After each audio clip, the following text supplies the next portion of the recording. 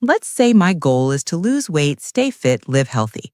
As a woman at menopause, we all know that I am facing a huge challenge. The declining estrogen already lowered my insulin sensitivity, and managing insulin is the key to burning fat and staying fit. So, what I would do? Something that has proven to be successful for millions of women, something that obviously worked for women in my communities. Let's talk about 8 French cultural habits that actually act like a hormonal repair system and help women over 45 to avoid belly fat and insulin resistance without following a strict diet. Last summer, I was in France for 3 weeks. 3 weeks living inside that culture, sitting at French tables, observing French meals, watching how these women ate. I came back home carrying something more valuable than a souvenir. I came back with 8 habits that work like a hormonal repair system for every woman over 45. I'm Claudia, and in this video, I'm going to walk you through 8 French habits that function as a complete repair system for the hormonal chaos of menopause, starting from the one that reshapes your gut chemistry at every single meal, all the way to the one that might be the most powerful of all, because it's the only one that directly turns off the hormone that's been making you store fat since your estrogen dropped. The secret number 8, the veggie starter. You see, the French don't begin lunch or dinner with bread or pasta, but with something most American restaurants hide in a side dish, a small plate of raw vegetables like radishes, grated carrots, cucumber, or a simple green salad. This isn't decoration, it is a biological speed bump that changes how your body processes everything that follows. This practice is called food sequencing. When you eat fiber-rich raw vegetables before your main course, the soluble fiber forms a thick, viscous layer inside your small intestine. That layer physically slows how fast digestive enzymes can reach the starches and sugars that arrive later in the meal. It's like pouring oil down a drain before you run water through it. The water still gets through, but it moves slower and it doesn't flood the system all at once. Researchers publishing in Diabetes Care ran a randomized crossover study on adults with type 2 diabetes, and what they found was striking. When those participants ate vegetables and protein before their carbohydrates, their post-meal glucose spikes dropped substantially, and their insulin levels dropped too. The total calories and macronutrients were identical, and the only difference was the order. That is how powerful this is, and you don't need to eat less. You just need to eat in the right order. For women after menopause, this matters more than you think. Declining estrogen already makes your cells less responsive to insulin. Every sharp glucose spike does a little more damage to your beta cells, and every spike triggers a bigger insulin response than you needed 10 years ago. Over time, that wears out the machinery.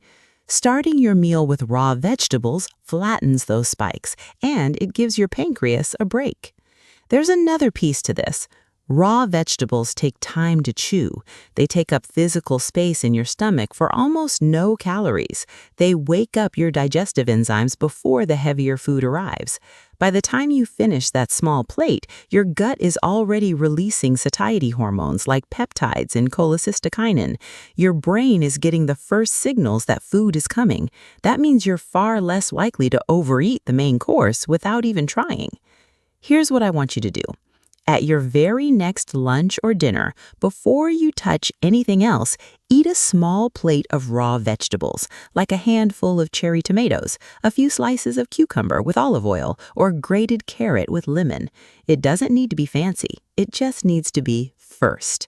If you do nothing else from this entire system, do this one thing, and your glucose monitor will tell you the difference within a single meal. The secret number 7. The diet structure. The veggie starter only works because of what comes after it, or rather, what doesn't come after it. The French eat 3 distinct meals each day: breakfast, lunch, and dinner, and that is it. There is no grazing, no eating every 2 hours to boost metabolism, and no handful of almonds at 10:30 in the morning because you're bored.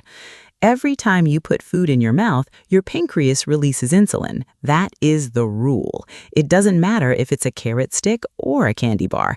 Insulin responds. In a woman with normal insulin sensitivity, that pulse rises and falls quickly, and your body gets back to burning stored fat within a couple of hours.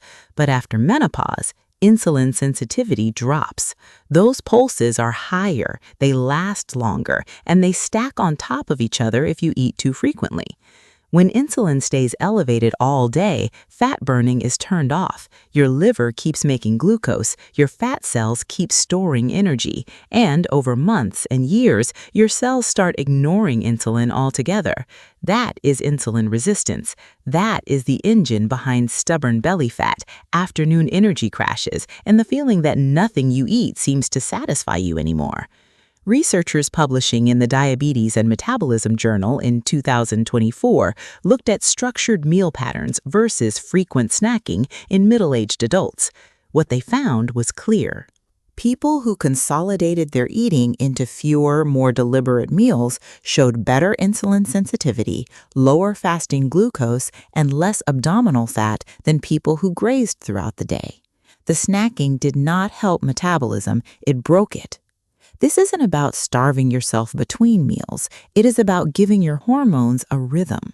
Insulin needs to fall so that fat burning can turn back on. Leptin needs distinct feeding signals and distinct fasting signals so your brain can read your energy status correctly. When you snack constantly, you flood both systems with noise, and your body loses the ability to hear its own signals. 3 meals, no grazing, no mini meals, and no bites while you cook. That is the structure, and it's the frame that holds everything else together. The secret number 6, quality over quantity. Many popular diets recommend low-fat, meaning highly processed foods, low-fat cheese that tastes like plastic, low-fat yogurt loaded with added sugar, and diet crackers made from refined starch. Those are actually engineered to bypass our brain fullness signals and to make us overeat. The French have a different approach. They eat small amounts of high-quality, full-fat, real cheese, butter, and rich sauces. And here's the part that should stop you for a second. A study from the NIH Clinical Center, published in Cell Metabolism in 2019, exposed 20 adults to 2 different diets for 2 weeks each. One diet was ultra-processed, the other was unprocessed. The researchers matched the calories, sugar, fat, fiber, and macronutrients precisely. The participants were told to eat as much or as little as they wanted. On the ultra-processed diet, those participants ate about 500 more calories per day, and they gained weight.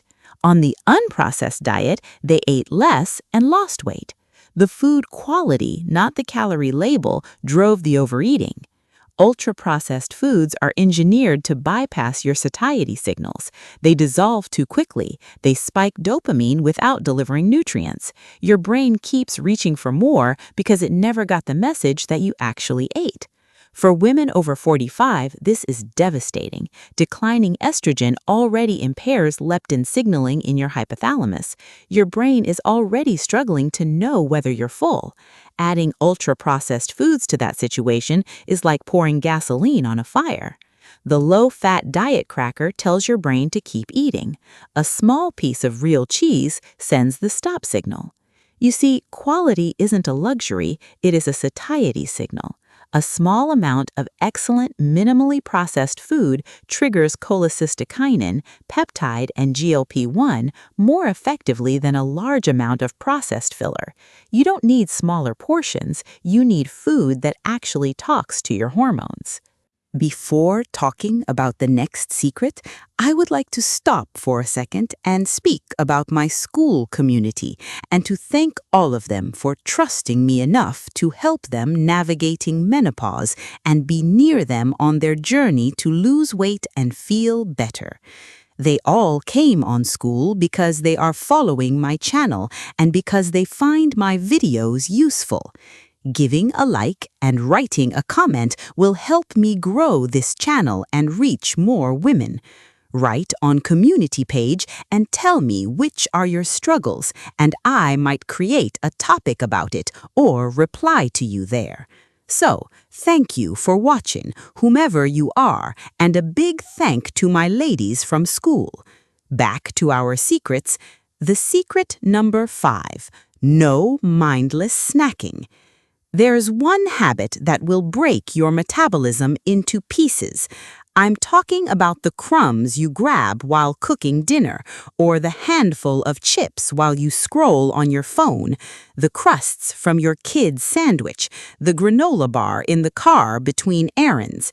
Each of these is an unplanned insulin pulse that your body registers as a full eating occasion, even if your brain doesn't. It is proven by researchers that people who ate while watching television, working at a desk, or scrolling on a phone consumed significantly more calories during that meal and ate more at their next meal. The distraction weakened their brain's memory of having eaten at all. Their body got the calories, but their mind never logged the act of eating. The French have a different boundary. Adults don't eat while walking down the street, they don't eat in the car, and they don't stand at the counter and pick at leftovers while watching a screen. Eating is bounded by time and place.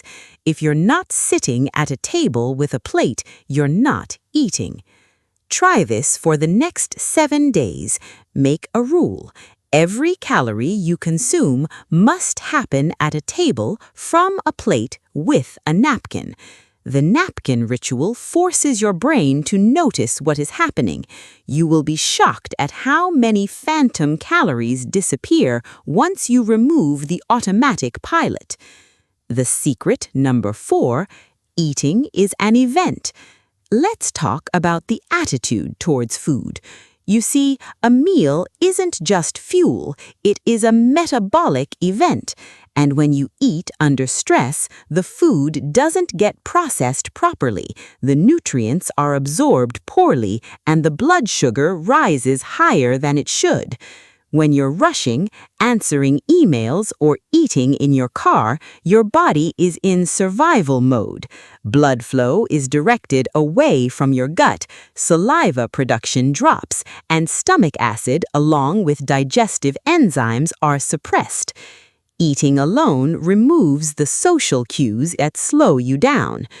It removes the pleasure signals that trigger parasympathetic activation. It turns a meal into a transaction, and transactions don't satisfy hormones.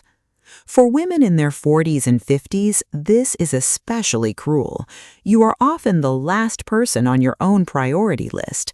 You prepare meals for everyone else, and then you eat standing up at the kitchen counter. Or you skip lunch entirely, power through the afternoon on caffeine, and then binge at dinner because your body is screaming.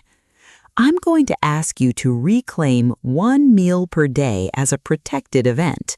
Put it on a real plate, sit at a real table, and turn off the screen.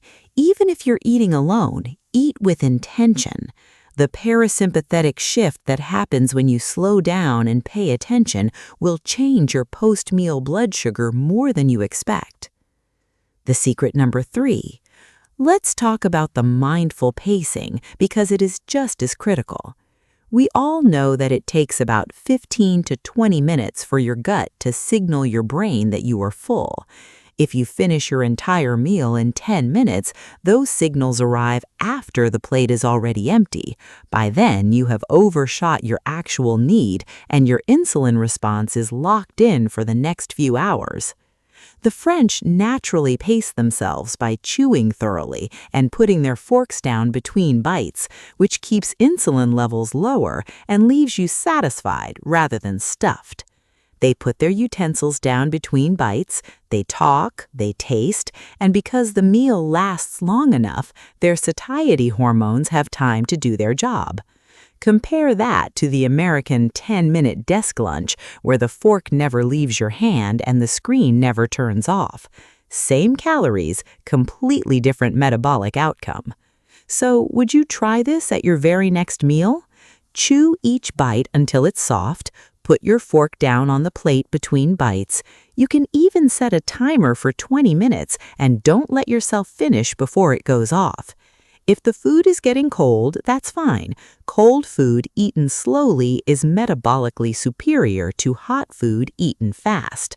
Your brain will register the meal, your insulin will stay lower, and you will walk away satisfied instead of stuffed. The secret number 2, seasonal and local.